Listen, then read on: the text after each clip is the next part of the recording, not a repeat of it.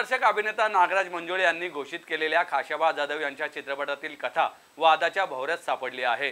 मूळ कथालेखक संजय दुधाणे यांची असून त्यांनी कॉपीराइटबाबत दिग्दर्शक नागराज मंजुळे यांच्यासह जिओ स्टुडिओ आटपाट प्रोडक्शन निर्मिती ज्योती देशपांडे यांच्या विरोधात पुणे जिल्हा व सत्र न्यायालयात दावा दाखल केला आहे।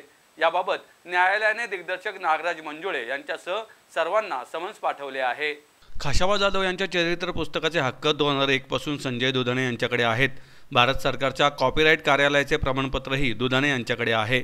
चित्रपटाच्या निर्मिती व प्रदर्शन करण्यास निरंतर मनाई व ठरावासाठी दुधाणे यांच्याकडून ॲडव्होकेट रवींद्र शिंदे व ॲडव्होकेट सुवर्णा शिंदे यांनी पुणे जिल्हा व सत्र न्यायालयात दावा दाखल केला आहे।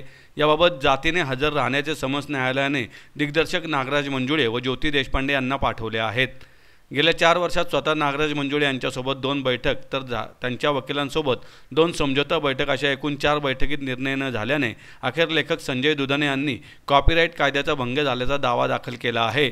पुणे जिल्हा व सत्र न्यायालयाने समन्स पाठवून नागराज मंजुळे निर्मिती ज्योती देशपांडे जिओ स्टुडिओ व आटपाट प्रोडक्शन यांना आपली बाजू मांडण्यासाठी समन्स पाठवण्यात आले आहे। देशासाठी आणि महाराष्ट्रासाठी पहिलं ऑलिम्पिक पदक खाशाबा जाधव यांनी जिंकलं। त्याच्यावर मी 2001 मध्ये पुस्तक लिहिले। आजपर्यंत त्यांच्यावर कोणीच पुस्तक लिहिलं नाही आणि ह्या पुस्तकाच्या आधारे आतापर्यंत देशातील 10 चित्रपट दिग्दर्शकांनी चित्रपट काढण्याचा प्रयत्न केला। रितेश देशमुख यांनी पण चित्रपट काढण्याचा प्रयास केला होता आणि आता तीच रितेश देशमुखची कथा घेऊन नागराज मंजुळे चित्रपट करतात। ते तेजपाल वाहागणी ही ती पटकथा लिहिली होती आणि त्याच कथेच्या आधारे नागराज चित्रपट करतोय। ह्या संदर्भात नागराज मंजुळे यांना आम्ही 4 वर्षापूर्वी भेटलो होतो। त्यांनी तत्वतः मान्यता दिली होती की तुमचं मूळ कथा म्हणून नाव लावलं जाईल, पण कोरोनानंतर अनेक बदल झाले आणि नागराजच्या शब्दात बदल होत गेल्यामुळे अखेर आम्हाला पुणे सत्र न्यायालयाकडून त्यांना समन्स पाठवावं लागलेलं आहे आणि त्यांना उत्तर द्यावं लागणार आहे। सगळ्यात महत्त्वाचं म्हणजे खाशाबा हा विषय माझ्या अगदी जिव्हाळ्याचा विषय आहे।